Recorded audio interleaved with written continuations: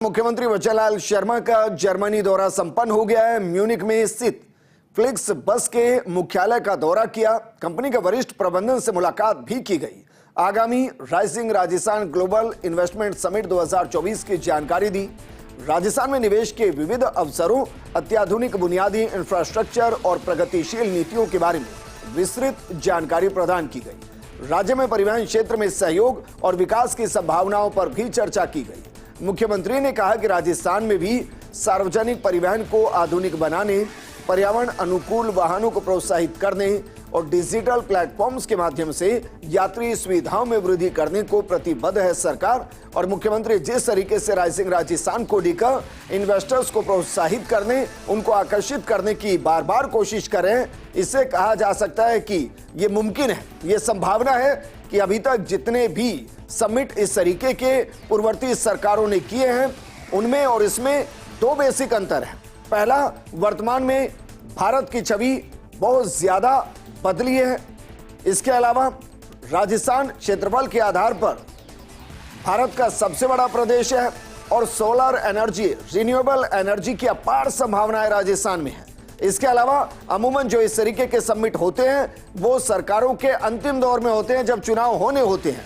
लेकिन यहां चुनाव के बाद नवगठित सरकार के शुरुआत के पहले साल में इस समिट के होने का मतलब है कि जो एमओयूज किए जाएंगे उनको धरातल पर उतारने के लिए सरकार के पास पूरे 4 साल होंगे।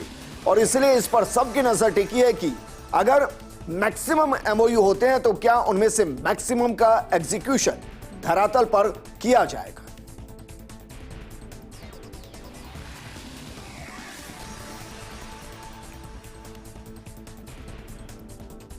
तो देखिए, मुख्यमंत्री बच्चनलाल शर्मा जर्मनी के सफल दौरे के बाद अगले दौरे पर, क्योंकि अभी वो विदेश यात्रा पर रहेंगे, अलग अलग देशों की यात्रा पर, और इस दौरान वहां के जो इन्वेस्टर्स हैं उनको प्रोत्साहित और आकर्षित करेंगे।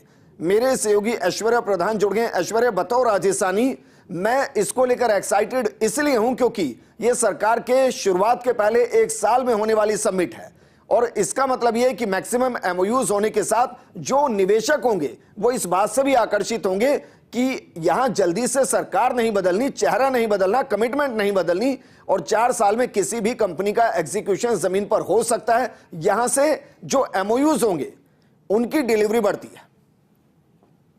विजेंद्र, जर्मनी प्रवास के आज अंतिम दिन था। जर्मनी में मुख्यमंत्री लगातार एक के बाद एक बैठकें ले रहे थे, लोगों से मुलाकात कर रहे थे, जो इन्वेस्टर्स हैं उनके साथ मीटिंग्स थी, रोड शो हुआ, और उसके बाद आज जर्मनी का प्रवास खत्म हुआ और अब यूके की ओर रवाना हो गए हैं।